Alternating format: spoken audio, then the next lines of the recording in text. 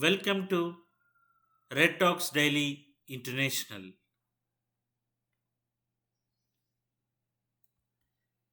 Today we have Dr. P.B. Reddy from Madhya Pradesh to speak to us on impact of air pollution on COVID infection.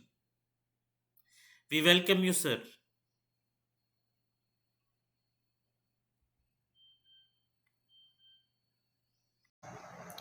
Hi friends, welcome to Red Talks Daily. A very good evening to one and all. First, let me introduce myself that I am Dr. P.B. Reddy, a faculty of life sciences from the Government PG College, Ratlam of Madhya Pradesh State in India. Thank you for joining us. The topic of my interest is today to discuss about the impact of air pollution on the severity of the COVID infection. The outline of my topic is as follows.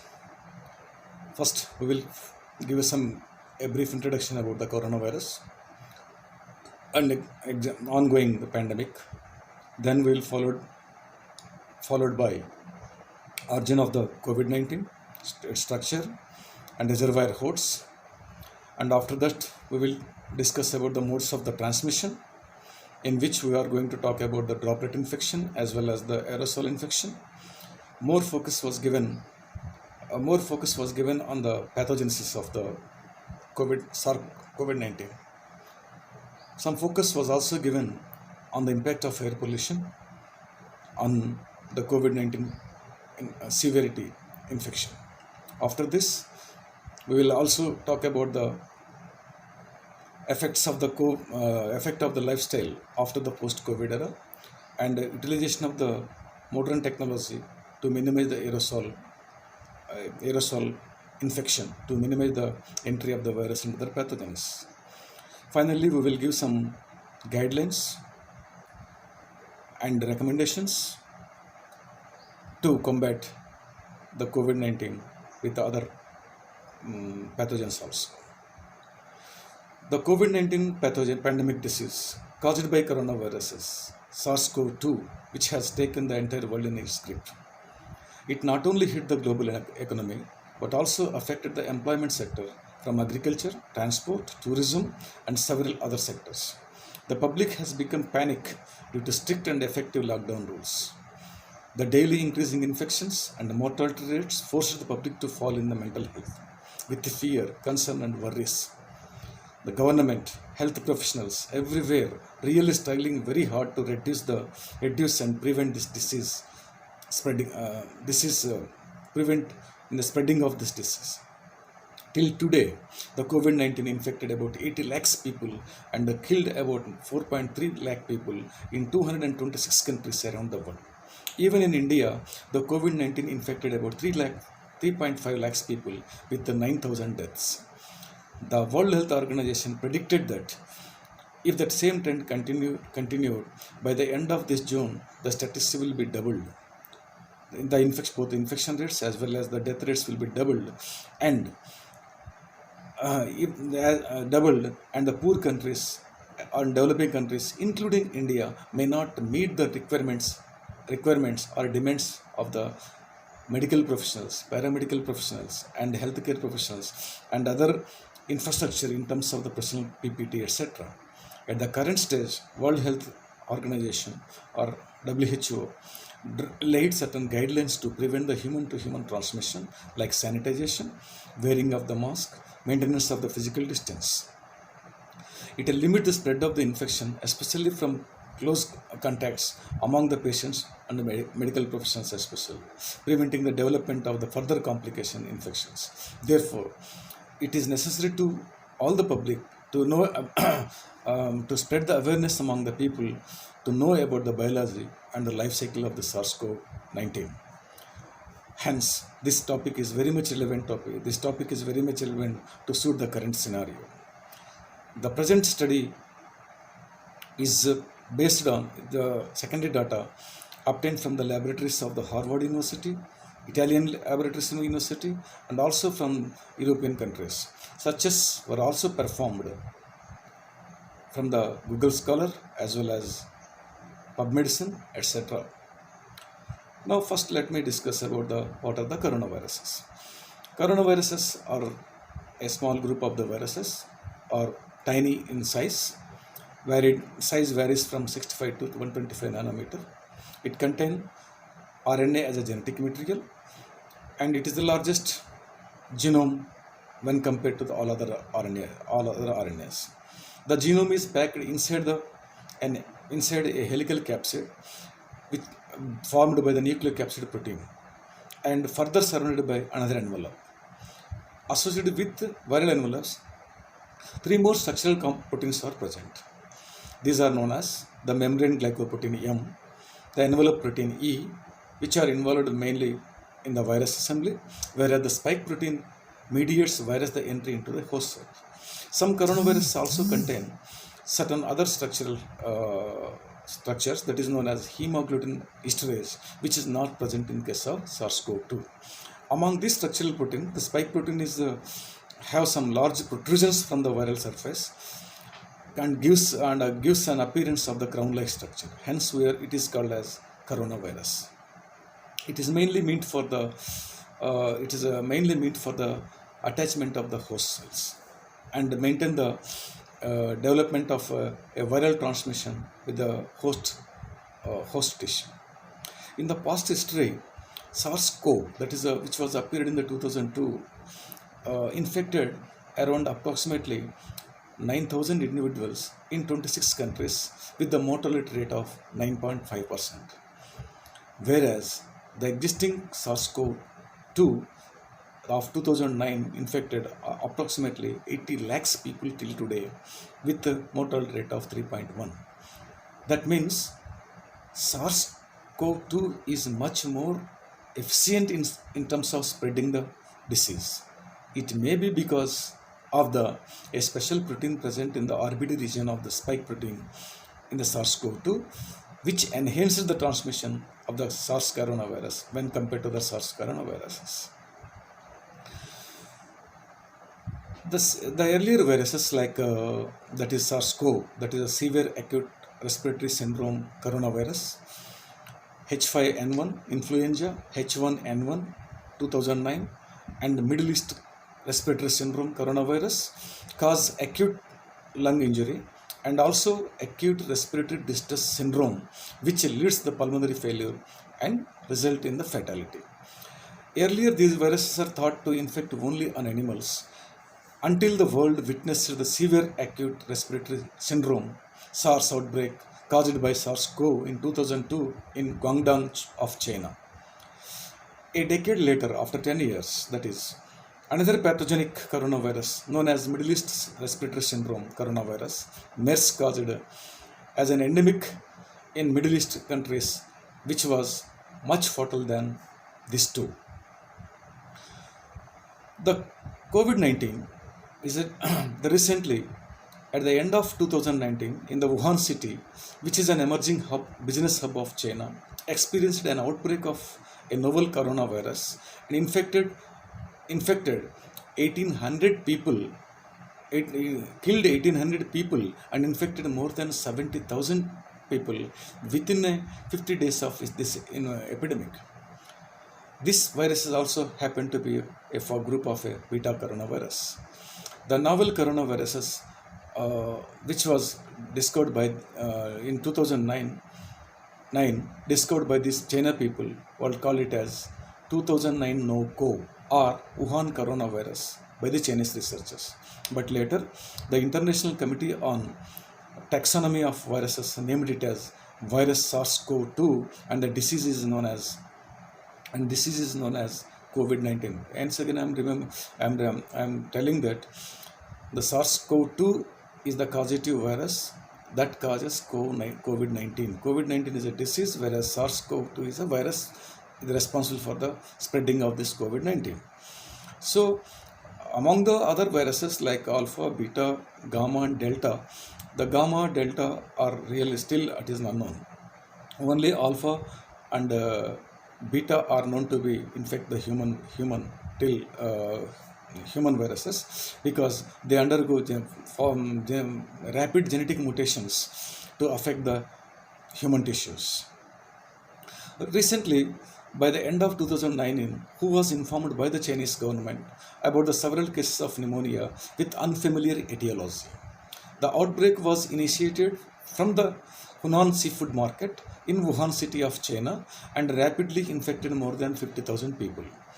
The live animals are frequently sold here at the Hunan seafood market, such as bats, frogs, snakes, mammoths, even crocodiles, rabbits, etc.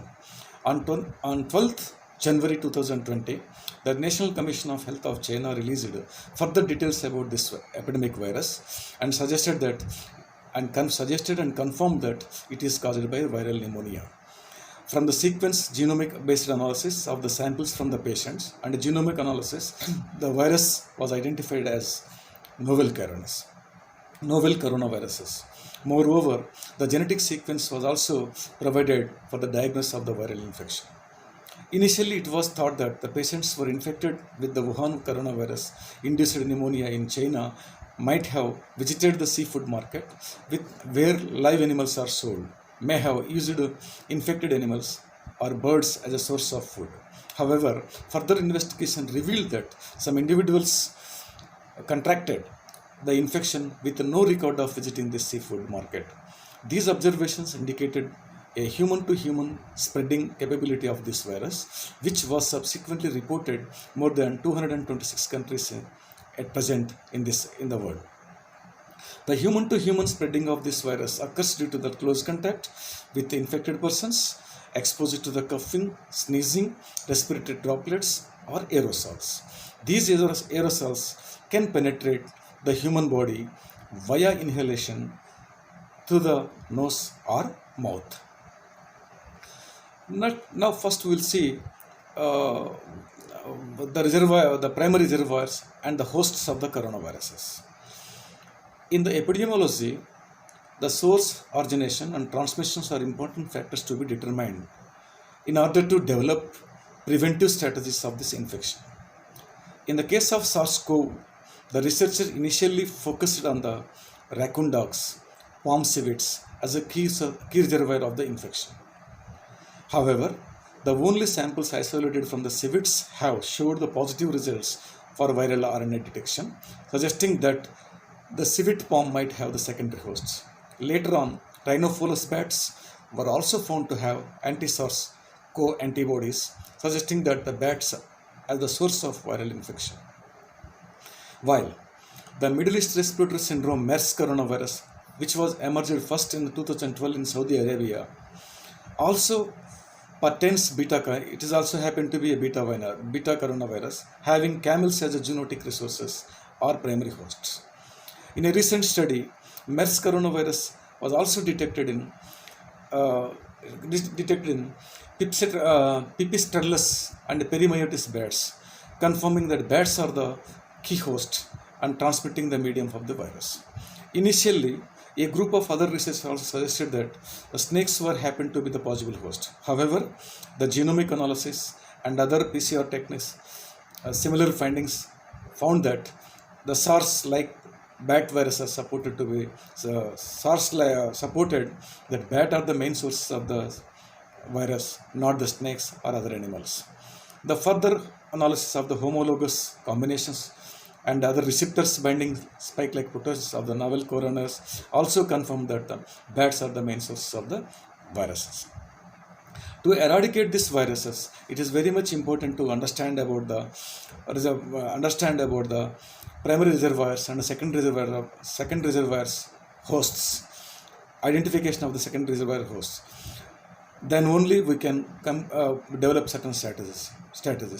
But because of the economic development, we are the responsible for this spreading of these diseases, as we are killing and hunting these animals for the food as well as for the economic development, for the land use purposes. Let us see a general comparison of the coronaviruses, comparison of the biological features of the coronaviruses. Here in this table, in this slide, we can see SARS-CoV, MERS, and SARS-CoV-2. See, all the viruses are almost all appeared in the month of November or December. SARS-CoV, which was appeared in the 2002, appeared in the November, while MERS appeared into December 2012, and while SARS-CoV-2 appeared in the December 2019. The area both are China, except MERS was in appeared in it is in Saudi Arabia. SARS-CoV was totally controlled in the July 3 itself, but these two viruses are still not controlled.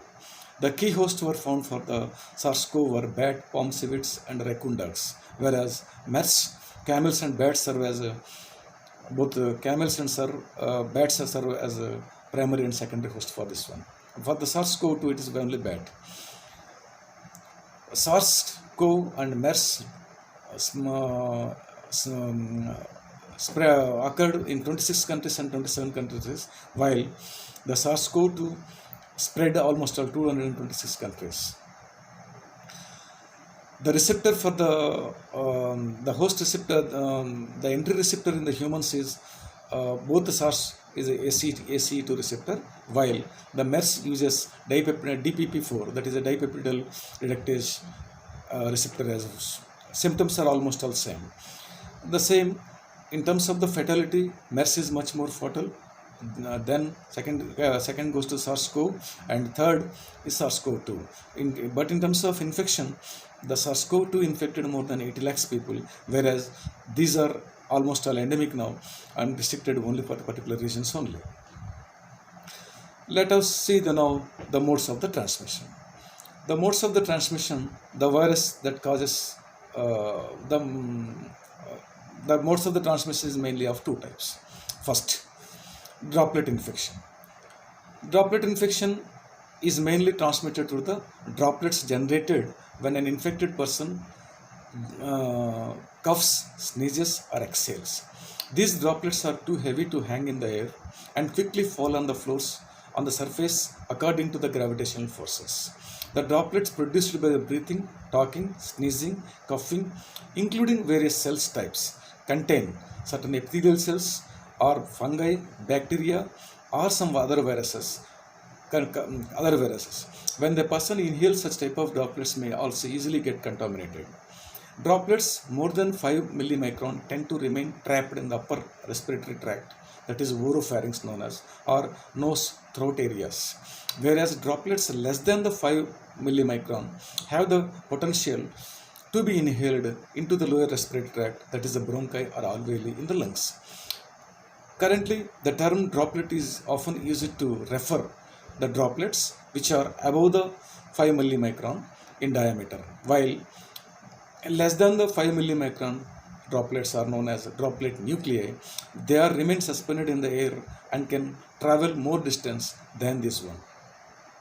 The term airborne transmission is mainly takes place through the aerosols. The aerosols are the tiny particles which are, I am telling that the droplet nuclei may stay in the air for a long time and can travel from the long distances. They are comparatively smaller, and person-to-person transmission takes place through these infectious particles known as aerosol transmission. The human beings can inhale the particles up to 100 millimicron size, as the aerosol particles are very less in size and easily can be inhaled. If such particles are contaminated with the viruses or bacteria, the infection is termed as aerosol transmission. Now let us see the key features of the entry mechanism of the corona, or mechanism into the coronaviruses. I am discussing all the three viruses, how they enter into the body or host cells. All the coronaviruses contain specific genes on ORF1 downstream regions on RNA that encode required proteins for a viral replication, nucleic acid, and spike formation. The glycoprotein spikes on the outer surface of the coronavirus are responsible for the attachment and entry of the virus to the host cells. The receptor binding domain or BD is loosely attached among the viruses. Therefore, the virus may infect multiple hosts. That is the reason why the SARS-CoV-2 has infection rate is much more higher when compared to these two viruses. The other coronaviruses mostly recognize aminopeptidases or carbohydrates as a key receptor for the entry into the human cells, while SARS-CoV and MERS-CoV-2 recognize exopeptidases.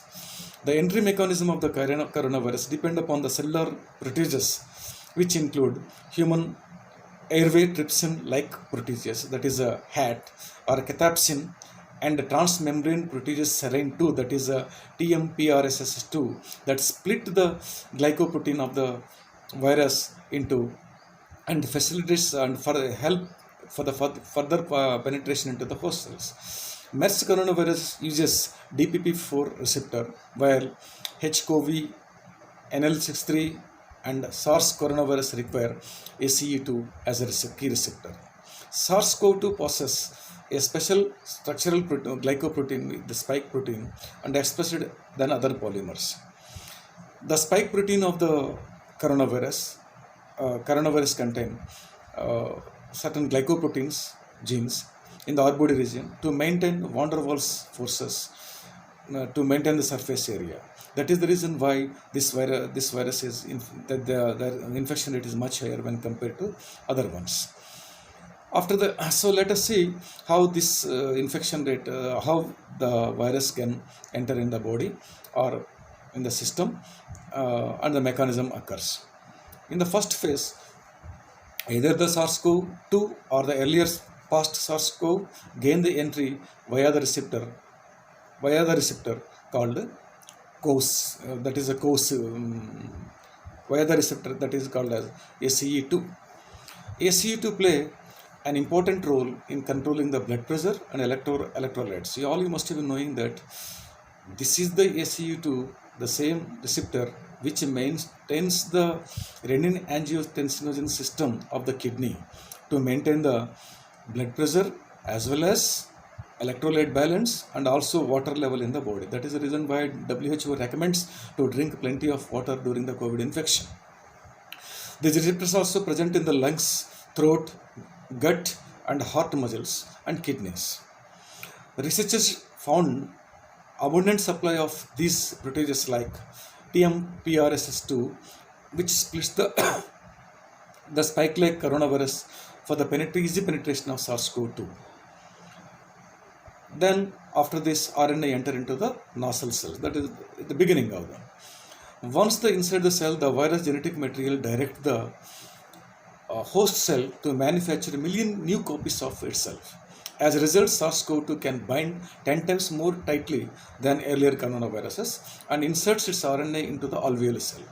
That is the reason why COVID-19 spreading is rapid than other coronaviruses. The active viral replication occurs in the upper respiratory tract actually. That is almost all the neck region or the oropharynx region. In the lung, the ACE2 receptor sits on the top of the lung cells called pnematocytes. That is especially on the pnematocytes 2. These have an important role in the producing the surfactants. The surfactant is a compound that coats the air sacs, that is alveoli, helping to maintain energy surface tension to keep the sacs open for the exchange of the oxygen and carbon dioxide. As soon as the body recognizes the foreign particle or foreign protein, the lymphocytes of our immune system begins to produce the first defense, that is IgM type of antibodies, then the longer term specific neutralizing antibodies, the IgG type. In the phase 3, the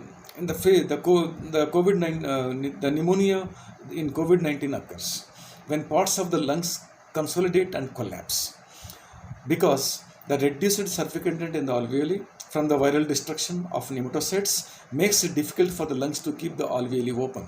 As a part of the immune response, the WBC, that means white blood cells, and macrophages rush into the alveoli. Meanwhile, the blood vessels around the air sacs produce in certain inflammatory chemicals that by which the white blood cells releases.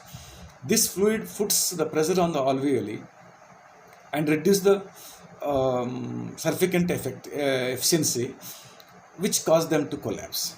As a result, breathing becomes very difficult to the patients, and the exchange of the gases may not take place. So the person may suffering with the inflammation changes due to immune responses. In the last stage, the patient developed ARDS, that is known as acute respiratory distress syndrome. In this stage, certain fibrosis and blood clot occurs in between the alveoli and pneumocytes. These blood clots interrupt the blood vessels in the lung and block the exchange of the gases. The cytokinins and macrophages, etc., release a variety of cytokinins, that is known as interleukin 1, interleukin 6, and TNF, etc., have actions to and show much of, instead of helping instead of killing these viruses, they actually damage our own lung system. That is the reason why the person may lead to the death. That is the reason why the person may be dead. So if you can see the pathogenesis, let us discuss how it is going to happen. The epithelial cells of the lungs are differentiated into two types. That is a type 1 and type 2. You can see in the red picture, in the diagram of the slide, nematocytes. There are two types of nematocytes: type 1 nematocytes and type 2 nematocytes. Type 2 nematocytes produce certain crucial proteins which reduce the surface tension of the alveoli, preventing them from collapsing. Type 1 nematocytes, in contrast, are thin, flat. The cells which are mainly meant for the gas exchange between the alveolus and the surrounding blood capillaries. SARS-CoV-2 virus is able to attach to infect the alveolar nematocytes, especially nematocytes 2. So let us see how the SARS-CoV-2 multiply in the alveolar nematocytes 2.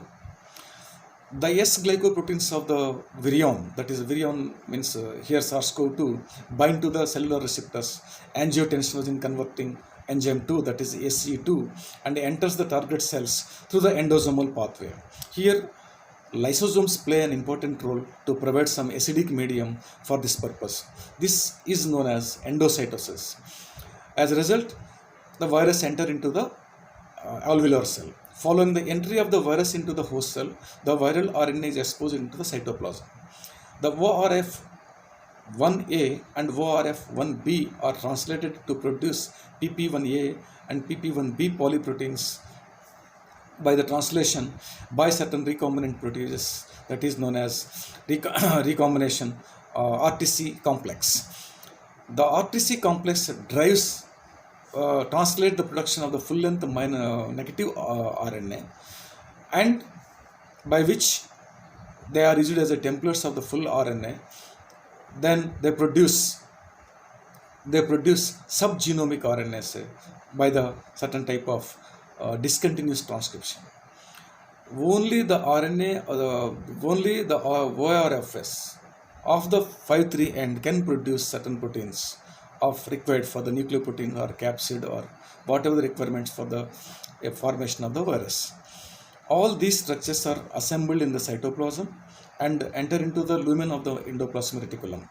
Then further it proceeds to the vesicles of Golgi and move away from the alveolar cells. This process is, here we are calling it as exocytosis.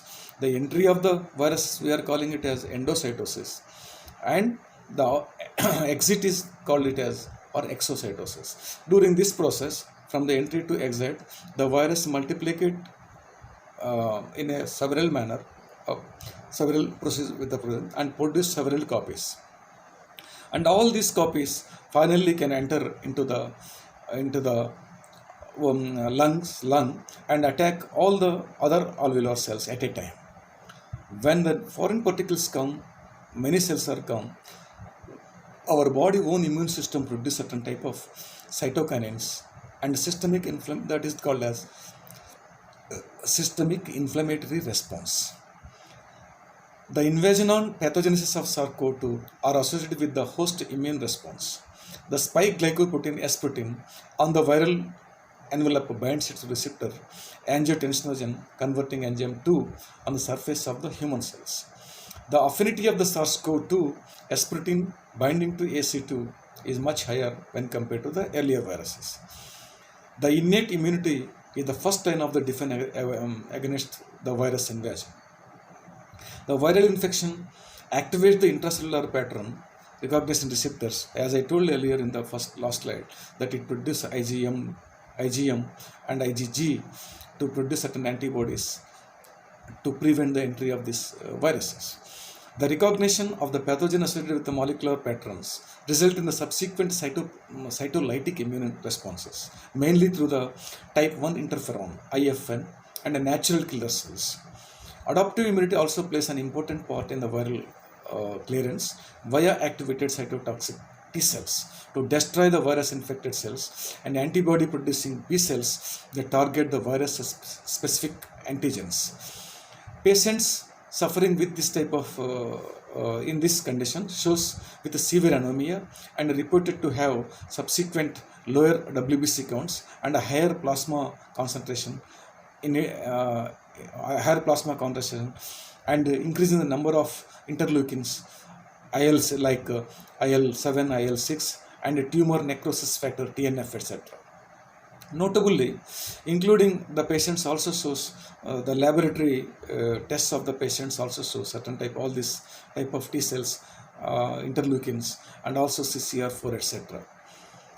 To eliminate all these things happen to the anti-inflammatory response mainly produced to eliminate the invading virus, but the robust and the persistent continuous production of this type of interleukins or cytolytic responses might also cause some massive production of damage to the lung tissues especially.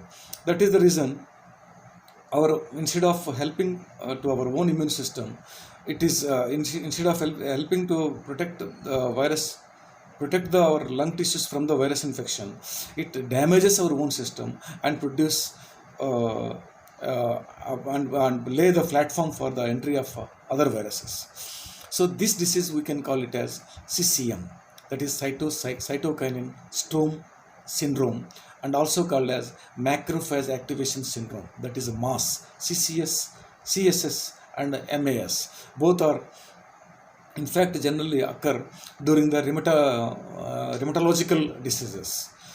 In this condition, the patient generally shows some clinical symptoms like including fever, cough, gastrointestinal symptoms, and symptoms like other respiratory tract infection, including cough, sore throat, and a nasal running nose, conjunctivitis, and also further gastrointestinal symptoms like diarrhea also common with the COVID-19. Recently, day before yesterday also, newspaper you might have seen that loss of smell and loss of taste has also been described in the COVID infection. This is the main slide, the summary of the entire COVID life cycle. Easily you can see that in the first day the COVID SARS-CoV-2 infected with the help of spike protein and combined with the SE inhibitors enter into the host cell where it get multiplicated by using the host nucleic acid material and producing several copies of the genomes of mRNA. Then finally comes out through the exocytosis and infect the new cells of the pneumatocytes 2, which that occurs from the day 2 to almost 14 days. At the day 2, 1 to 2, certain drugs can be useful, that is known as remdesivir or ritonavir or leponavir, etc. can be used. But of course, the WHO never recommends to use such type of drugs, as at present, whatever the drugs that we are using on the basis of the earlier viruses, that is on the SARS-CoV, not the SARS-CoV-2, that is to be noted. So, this is the one aspect. So the WHO clearly note that there are currently no drugs licensed for the treatment of the prevention of the COVID-19. However, so the drugs are either chloroquine or remdesivir or under the trial. In the very soon, it may come into the market. Hope for the best. The second aspect of my topic is whether the uh, air pollution an impact or not on this COVID infection, because it is a burning topic today. Uh, the most of the infection and the mortality death rate occurs in only the major cities of the world, especially even in India. It is mainly occur in the Delhi, Mumbai, and Chennai only. Why not in the villages and the small towns? It is so scientists are believing that, not believing that, they have evidently proving, confirming that the air pollution has a big role in the not only spreading and the severity of the COVID infection. So, the atmospheric pollution may have a more fundamental role by increasing the susceptibility to the infection and pulling out the pulmonary defense mechanism, favoring the establishment of more severe forms of the disease. A number of published literature evidently provide the contribution of the air pollution in the spreading and severity of the COVID-19. The high level of the pollutants may favor the transmission of the viral illness and increase their persistence in the community. A recent study indicates that the virus may remain viable in aerosols for some hours. The high amount of pollutants levels in the specific climate regions or towns or industrial areas may enhance the aerosol stability of the virus, thus multiplying the ongoing outbreaks and the associated high rate of infection. That is the one reason. Though COVID spread mainly through the droplet infection, the emerging evidences clearly suggest that there may be a positive association between the long-term exposure to ambient air pollution and COVID-19 outbreak, and particularly nitrogen oxide, that is NO2, and particulate matter may play an important role to spread in this disease. Of course, some people may claim that household and ambient pollution and population density and the temperature are also linked with the spreading of this COVID-19.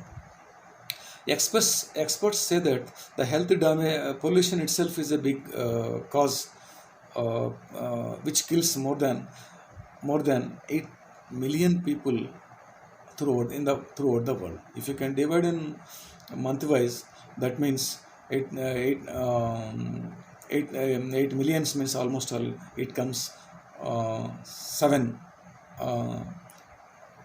lakhs per month almost all. When compared to so what happened if the the SARS-CoV-2 or COVID-19 combined with the air pollution, naturally the severity will be much more higher. The study of the Harvard University, the team of the people found that the people with the COVID-19 who live in the regions with high level of air pollution die from the disease than the rural area. The recent study of Italy also found that the people living in the polluted areas for the long term, the mortality rate and infection rate were much more higher than the rural areas.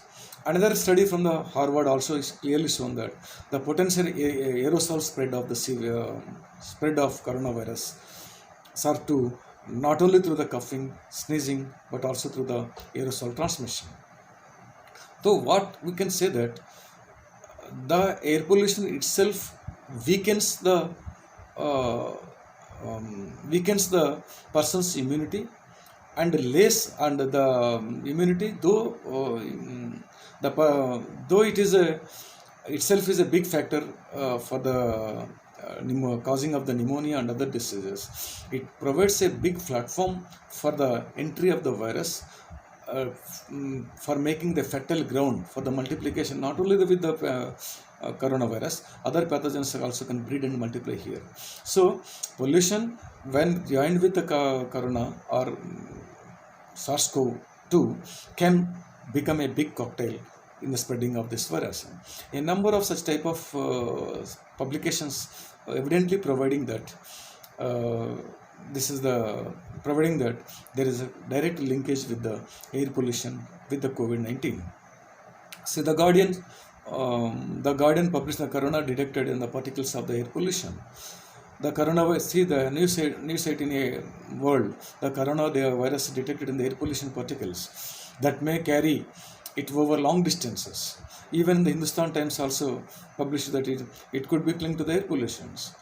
The number of such papers published in the elsewhere also clearly and evidently confirming that, especially NO2, particulate matter, humidity, and temperature have some impact. Not some impact, a big impact on the spreading of the coronavirus and also causing the mortality rates. The Harvard study of the Harvard University clearly evidently showing that air pollution is linked with the higher COVID-19 death rates. The study of Science Daily shows that the direct linkage of the pollution with the coronavirus mortality in Italy could be also due to the pollution. How how we can combine it? How we can link this air pollution with the SARS-CoV-2 infection? It is nothing.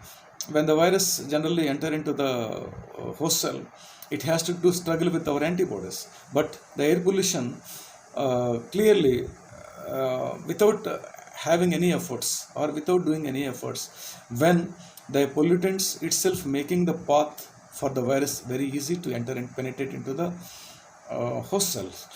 The published literature clearly reveals that novel coronavirus SARS-CoV-2 can survive in the air for several hours in aerosols that can potentially travel across for greater distances.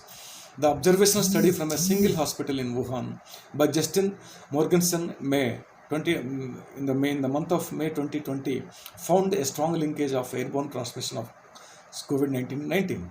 More importantly, there is evidence of the potential for aerosol as a virus being detected in the air up to 4 meters away from the patient. So it is a great dangerous thing. Though we are maintaining the lockdown rules and making the physical contacts, social contacts rules, but yet if it is happened, such type of transmission occurs, nobody can do anything if it is true. So what happened, the size of the especially the PM particles I am talking here, the PM actually particulate matter is a complex mixture, includes both the organic and inorganic particles such as dust, pollen, soot, smoke, and liquid droplets. The PM2.5 penetrates deep into the peripheral air sacs and may facilitate viral infection through the interaction with the lung renin-angiotensin system, that is called as RAS. The pulmonary RAS consists of two type of local inflammatory response to oppose these functions. So the entry of the virus is much easier if the PM pollution is there. So even it was found that just by increase of 3 milligram of particulate matter in the air, it is associated with 80% increase in the COVID-19 infections were found. Some scientists also found that the size of the SARS-CoV-2 is almost 6 to 120 nanometer, whereas the size of the particulate matter is much more higher. So certain people believe that the particulate matter, that is a PM2.5, can act as a vehicle or a carrier for the SARS-CoV-2 to carry the long distances. If it happens, the things will be much more dangerous than we are predicting. Whereas the second pollutant, that is called as NO2. The NO2 is mainly comes out into the atmosphere through the burning of the fossil fuels, and also comes out from the fossil fuels. Also comes from the motor vehicles. It is one of the most common widespread pollutants. The acute inhalation of high concentration of NO2 causes increased permeability of the pulmonary edema. Long-term to low moderate level of exposure NO2 associated with the greater risk of developing ARDS after severe trauma. Even without corona or SARS-CoV-2, NO2 itself is capable to produce pneumonia. In such conditions, the entry of the virus is much easy, if easy into the host cells. Another point is that being a free radical, NO2 act as a potent oxidant, depleting the antioxidant stores, leading to impaired tissue defenses, increased inflammatory responses, and cellular damage. Laboratory studies suggest that a supposed role of NO2 in worsening the pulmonary damage in COVID-19 patients. The recent exposure to moderately high levels of NO2 may have caused a worsening of the disease with severe symptoms and respiratory distress. This would cause an overlap between the COVID-19 penetration and NO2 induced alveolar damage. So this is that is the how both NO2 and PM25 affect the lungs, not only with their own but also helping the SARS-CoV-2 or COVID-19 spreading.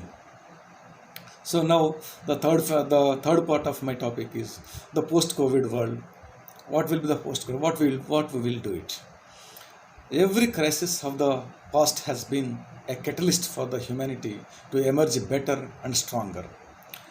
Even as we try to survive through the COVID-19 crisis, the foundations for a healthier and sustainable future are already started getting and built now. We will be imagining a better lifestyle with in the post-COVID era. Scientists will expect and hope the scientists will progress with the new type of medicines, not only with the even new type of the medicines with the COVID-19, even beyond the COVID-19 also they can plan it. The global public health system will build in a better models at a big pace and big scale in never imagined before. The companies and organizations and everywhere may work in no touch. They may develop with a no touch type of working class. More digitalization of the system may occur. Smart homes and smart buildings will be framed or will be formed or maybe guided by the government guidelines. So for the smart homes and the smart buildings, what we will do? We have to implement or we have to install certain type of germicidal ultraviolet and COVID-19. Certain companies already started the producing the germicidal ultraviolet and COVID-19 lamps, which claim to reduce and kill and deactivate the spread of the coronavirus too. Even my friends who are watching this one, whether Rajesh Tiwari and Mr. Gupta must be from Indore watching this presentation. I have received the call from those people 1 week back that they have already started the workings and how to install this type of lamps in the college labs and schools and in the home also. Air purifiers and filters to prevent the entry of the coronavirus in the homes and the building. Certain air purifiers and filters, like especially from the HEPA filters, that is a heavy effective pressure air purifiers are there. We are already using in the laboratory in certain equipments. They are effective in the prevention and the entry of and minimization of this type of aerosol pollution. Of course, using the N95 mask, already using, maybe in the future much more effective masks may be coming to the market. We have to install the humidity control machines in all these buildings. And already Grado launches the antiviral fabrics with the new launch. The fabric is a revolution system, as already in swing. Grado has developed a specially designed antiviral and antibacterial fabrics that is going to combat with the infection of the microorganisms, making them much more productive. So the summary and the recommendations, we will see the summary and recommendations of my topic. The current crisis highlights the responsibilities of the government, building owners, and the operators to carefully assess the building and ventilation systems and their conditions. Proper ventilation with a higher degree of fresh air supply, the use of correct filter types, and careful maintenance can be important factors in the containment of the corona outbreak in the post COVID era. First, the masks. Masks can reduce the risk of the contaminating others up to 6 times. People are turning to homemade, reusable cloth and antiviral cloth face masks as use of the protective measures to reduce the risk of transmission of the COVID-19. Disinfect airline cabins with UV light. Applications of the UV light, supplementing and implementing the potentially replacing the manual disinfection of surfaces with an automatic ultraviolet light treatment. Negative pressure room. It is very much important in the contagious environment. It is extremely important to minimize the risk of especially healthcare staff attending the COVID-19. Negative pressure rooms can can reduce the people exposure to the virus while attending the patients. Disinfection, that is the decontaminating and disinfection in the is very much important in the everywhere, not only in the hospitals, schools, and everywhere. Use of the HEPA filters as are mandatory in the critical environment, such as the hospitals and schools and offices, and even in the home environments also are expected. So the conclusions of my study is generally, I used to say that there is a direct link between SARS-CoV-2 infection and air pollution is believable, and this may have a strong impact on the high rate of infection and the mortality. The study concluded that there was a likely association between the regions with the high ambient air pollution and cases of fatality from COVID-19. The high number of COVID-19 cases were recorded in the most polluted regions with the twofold higher mortality in other regions. Chronic exposure to PM2.5 causes overexpression of alveolar ACE2 receptor, which weakens the host defenses. High atmospheric NO2 may provide a second hit, causing severe from SARS-CoV-19 in ACE depleted lung effects. The outcome of this study is is useful to increase the awareness in specific environments. So studies influence and brings the awareness about the changes such as implementation of GUC, air filtration, and other modern designs to avoid the viral and other infections. So the outcome of this study recommends to use the modern technology to minimize the air pollution and spreading of the particulate matter pollution. This outcome of the study can be potentially useful for the public health measures to improve their awareness and also to combat with the COVID-19 infection. Thank you for listening, and thank you for the Red Talks for giving me this opportunity. Thanks once again to joining for all of us. Thank you, sir. I take this opportunity to thank Dr. P.B. Reddy for his informative speech on impact of air pollution and COVID infection. Today, it is evident that there is murky relationship between air pollution and coronavirus, which may mean that tackling air pollution will be a crucial part of easing lockdown. I believe that today Dr. Reddy's talk have enlightened us and also cautioned us, of course, in the COVID concept, but at a large, any virus it may be. Thank you, sir. We congratulate Dr. P.B. Reddy and honor him today with Red Talks honor title, Red Talks Global Speaker.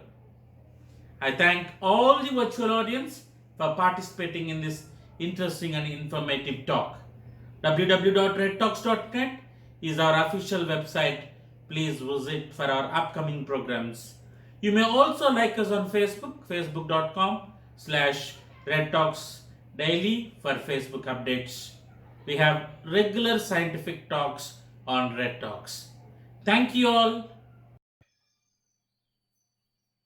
Now we move on to discussion session. Before that, kindly fill the attendance and also feedback.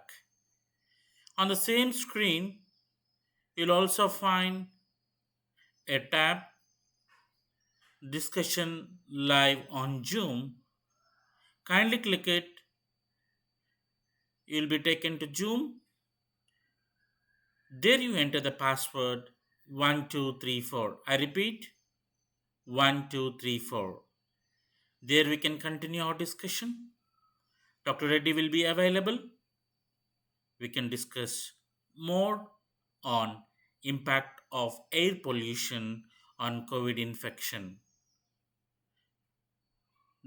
Further, we can come back to www.redtalks.net. We have Red Talks Daily International Awards. Those interested can click and apply there. Stay tuned. Thank you.